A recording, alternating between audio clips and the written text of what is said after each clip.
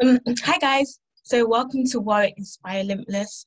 I'm so happy that you guys are able to spend a Sunday afternoon with us.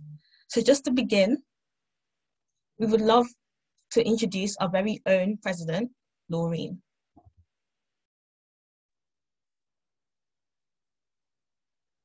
Good afternoon to you all, and on behalf of the Warwick Inspire exec, conference team, and volunteers, we thank you for coming and joining us today at our 2021 Warwick Inspire Limitless conference.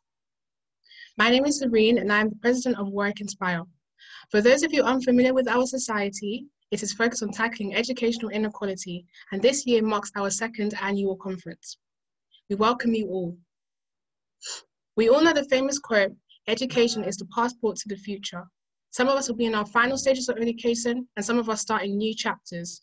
But at some point, we have all been on this education journey. It wasn't always easy, trust me. There were moments where I just questioned, why are we learning certain things, particularly maths, if you guys know me. Despite that, I can remember so many moments during university and my school times where learning brought me joy and excitement. This is what education means to me, and I believe every individual should experience this. Educational inequality is a serious issue, contributing towards high exclusion rates of disadvantaged children, and disadvantaged children being behind when they take their GCSEs. Warwick Inspire is a society committed to tackling educational inequality through working with schools, raising awareness, and holding events like we have today. Limitless, without end, limit, or boundary. Our core theme for the conference this year. This word was especially relevant this year as we've seen how the environment around us has tried to cause the downfall of students across the country.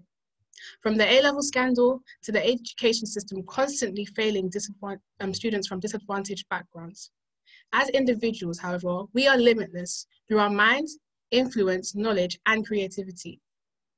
We've been working really hard on this conference for a while in order to allow you guys to not only be inspired, but to gain insight from the amazing speakers we have today. I'd like to thank our keynote speaker today, our education panelists, our success panelists, and our workshop leaders. We are also proud to have our sponsors, Unlocked, Tortoise, and Sanctuary graduates. I'd also like to thank all of the Warwick Inspire exec and all of the conference team, as well as the volunteers, for all their hard work. It wasn't easy, trust me. We had ups and downs, but I'm so grateful for all the hard work that everyone has done. I hope you guys will gain so much insight today, learn something new, and also have your thoughts challenged. Ultimately, this conference is not only to inspire you, but to encourage you to join us in our journey to eradicating educational inequality. To start off, we have our keynote speech, which I will announce shortly. After this, we have a short break, which will be leading into our educational panel, led by our sponsorship and liaison officer, Jessica.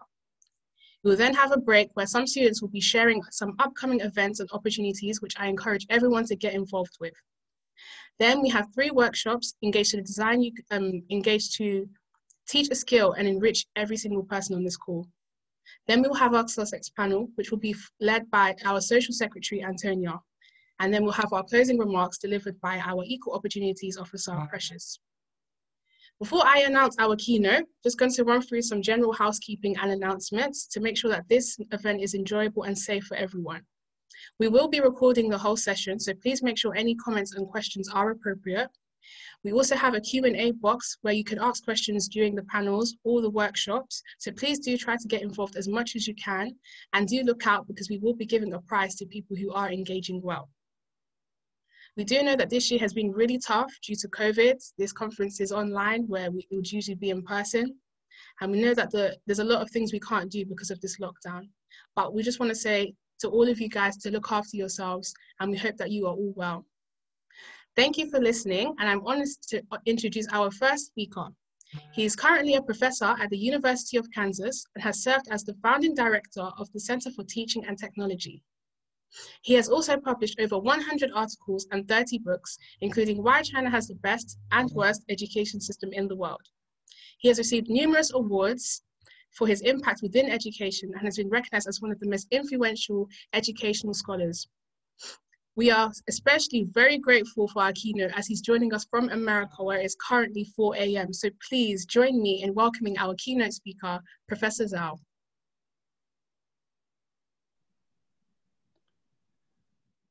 Thanks, Lauren. Thank you very much. And well, this is it's a great opportunity. So I didn't know what I was expecting, but I'm happy about your theme about the inequalities. You know, I know the UK quite well. I don't know. I actually used to live in Limitless Spa. You know, that's where near Coventry, and my daughter went to school in Edinburgh. So I used to do lecture tours in England quite a lot. So I'm quite familiar with the system there. Visited a lot of schools in London and other places. So I am very happy because you guys are young people. I think education got several things wrong. I hope you will change that. Number one, education people like to think we want to get young people ready for the future. I have to tell you, there's no future. The future is not there to wait for you. The future is made by you. You create the future. You do not inherit a future. Okay, you inherit the moment. I think that's the biggest lie in education. We tell you, we get you ready for the future. That future might have existed, let's say, 100 years ago when societies did not change fast. You know, so we say, okay, if you're born on the farm, and then when you grow up, you'll be on the farm. That was used to be. But today's world, as you know, after COVID, during COVID, with technology, you actually can create a future. Don't wait for a job to drop on you. Going to college may be one of the ways to do that. You need to change that. That's what I call entrepreneurial thinking. I started my life as, I was born in a very tiny village in China in the 1960s. When China was closed up, I had, people in my village died from starvation. And there was really nothing to think about. And I think, you know, the ways I have, I don't know, I don't want to emphasize poverty as a good thing, but I want to say that nothing stops us. That's the second lesson. I think, again, I am not happy about social equity, you know. You know, there are a lot of rich people making a lot of money during COVID, but a lot of people are very poor. A lot of people lost their jobs, lost their lives. We have, you know, a lot more people who really have nothing. So when we think about education inequity, we got to think about children in China, children in India, children in Africa, children in many, many, many places. They don't deserve to have a life. There's nothing for them. However, we need to accept the fact that they are living in those conditions. So, you know, our argument at the policy level, policies should do this, do that. Yes, do that. But we have our children now in our schools. Most of the education reforms and changes have not worked, even in the UK. In England, you have not narrowed down the achievement gap, and you cannot close the achievement gap. Children are different. Children have different backgrounds, different families, different homes, and different experiences. And they have different talents. Some of you, like Lauren was joking about, maybe math. Some of you are better at math. Some of you better at language. Some of you better at science. We have our strength. So that's why children are very different. So the second thing I want to talk about schools is we in schools need to change. Schools are not, they're not there to teach one thing. Many schools select students. Schools have been selecting GCSE, all your tests, all those things. And as soon as schools began to select students, not educate students, they use the curriculum, they use the tests to drive students. We have a mistake because not everybody can achieve the same outcomes. So as part of my life growing up, I've been learning a lot to say, how can we have our students be different? By the way, Lauren, or whoever is control, can you let me share my PowerPoint? So I want to share with you something. Let me make my co-host, then I can share. So what do we need to think about you as individuals? As you advocate for education inequality, what we should do is to emphasize that students, every student should be uniquely different. That's the key. That's what's valuable. We want you to be uniquely different. And so this is what I think and remember, that every student, every one of us, everyone you want to work with, everyone you want to help, are natural born learners. Everyone is a born learner. You know, the worst time that if you want to punish a student, what do? You deprive them of the opportunity to learn. You put them in the bathroom. We call that timeout, because you want to learn. Everybody's a learner. And so the second thing, everybody is a diverse learner. Everybody's different. Everybody's unique. And then the last one is everybody is a naturally intentional learner. So I'm thinking about all over my village when I was growing up. What made me different is because I was trying to emphasize my strength. I was a very, very bad farm boy in my village. I was the worst. I couldn't ride the water buffaloes. I couldn't climb the trees. I was really a bad young farmer. So I found a way to get out. I was really bad in my math. I found a way to get out because I did not like my village because I was doing something so bad. I found something I was good at, that is going to school. And going to school, my math was so bad, so I majored in English. I dropped my math. So my view was that you always emphasize on your strength, and ultimately you want to become great. How do you become great at something? In this new world, if you are going to create the future, you have to be great. Greatness comes from 3 T's: talent, time, and teaching. That is, you need to find out who you are. What are you good at? You will be good at something. You will be bad at a lot of things. So you have to accept that. You can be bad. You have a jagged profile of capabilities, but you are good at something. Everyone is good at something. Naturally born. You're born to be good at something.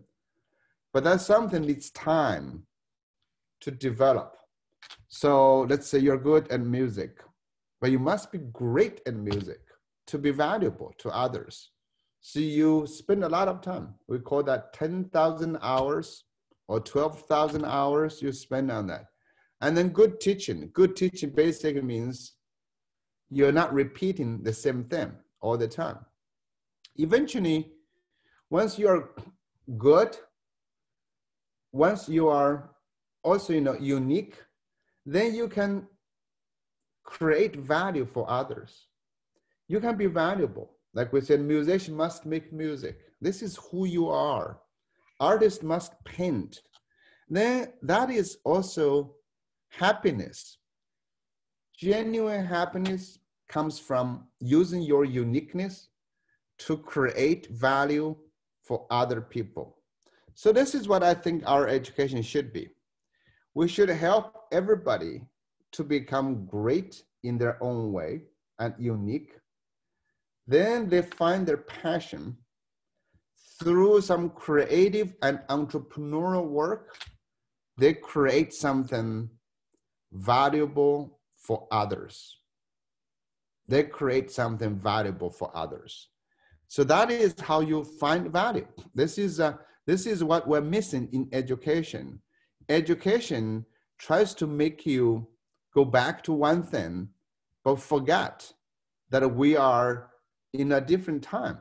So this is what I would argue for you when you are thinking about solving education inequities, that every learner is a self-determined learner, that you should be change partners. All students should become change partners. By the way, if you're interested in more information, you can find out, you can follow my Twitter, you can also get on my website. And also I work for the University of Melbourne and University of Kansas, for 2 universities. So that's what I think education should become. You know, number one, how great and how unique are you? Every school needs a student strength profile. They need time to work with students, no matter what community, what background they come from, identify their strength, follow their passion. So I have designed a program which we are running. You're happy to join this program. It's called HIP. That's called Human Interdependence Project, HIP. It is a way to help students from different countries to go through a process to identify problems worth solving and to identify their strength. And they would be helping each other, I mean, across countries, to see how good they are. That's the key. I think our schools today, we teach students existing answers to existing problems, but we know the future is uncertain. The uncertainty invites you to create the future. So in my model of the education, we engage students in identifying how human beings are interconnected, but we don't give them the real problem. This is the broader field. So students, through this 2-week camp, we have also longer courses to say, they would be first thing to start to say, okay, what I would like to find out. What problems are there that I would like to solve? You know, if you identify a problem that's worth solving, you've started good education. Education is not about memorizing answers to existing problems. It's number one, to identify problems. Do you know, for example, now, what problems you want to solve? And when you said, okay, I know this problem, then I will ask you to say, okay, why do you think this problem is worth solving? Then I'll ask you another question. Why do you think you can solve this problem? What's your strength? What's your passion? And then I will say, okay, why now is the problem that should be solved? If you can answer those 3 questions, you've started a very good education journey.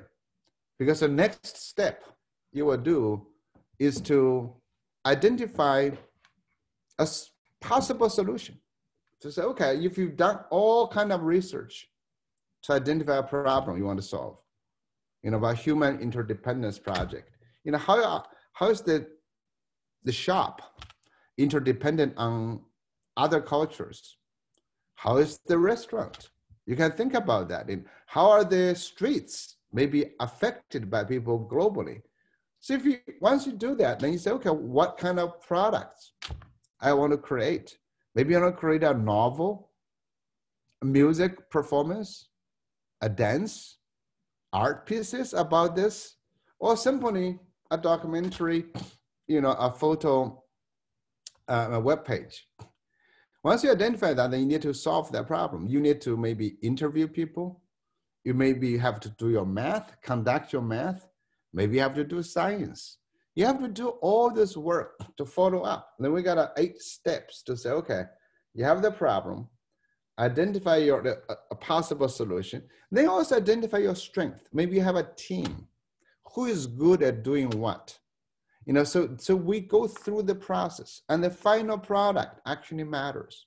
So that's why today, I don't think people can be limited I think every individual, if they have the confidence in themselves, if they think they can identify the problems worth solving, they can organize learning. I mean, this group, the Warwick Inspire, you have a problem to solve. I'm glad. And you have the approach, like doing conferences, workshops to do it. And you're doing great. So can we think about education not be driven by the existing system? Systems do not serve all the students. They need to be changed. Any education system serves one type of students, but not all the students. Necessarily, you will have inequality affecting a lot of poor kids. So we need the poor kids, the disadvantaged children, to work on their own and in collaboration with those who are willing, the teachers, the schools. But ultimately, students should be the owners of their own learning. Once they own their own learning, once you have a plan, a path towards your own success, we got our education.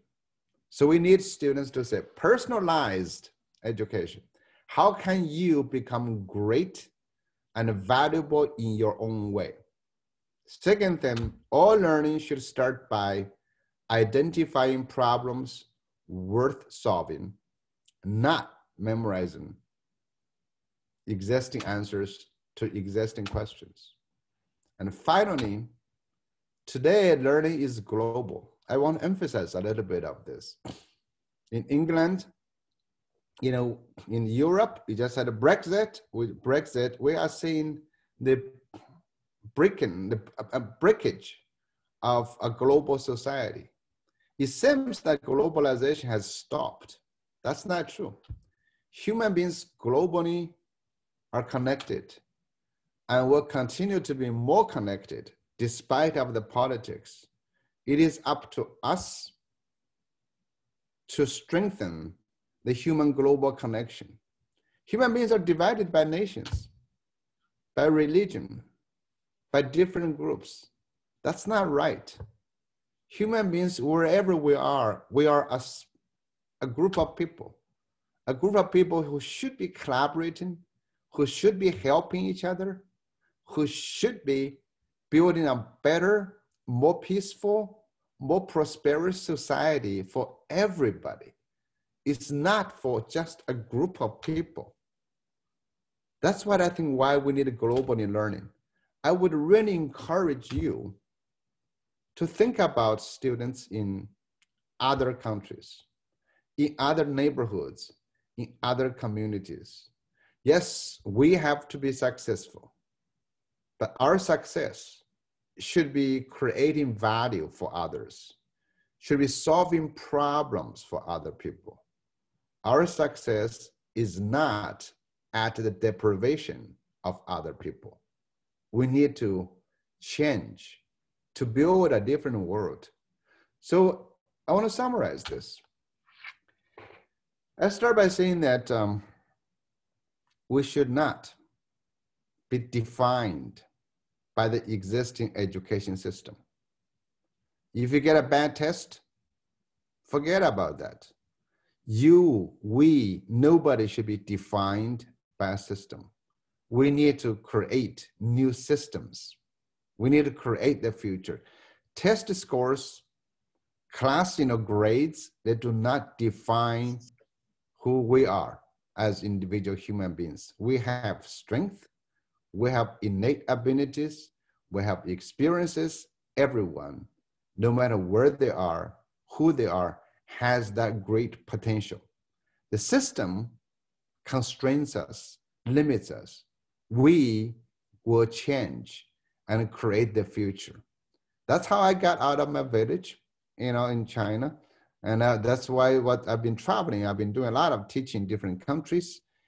But I want to let you know the most important thing is you're good, you have hope, and you should have confidence. Thank you.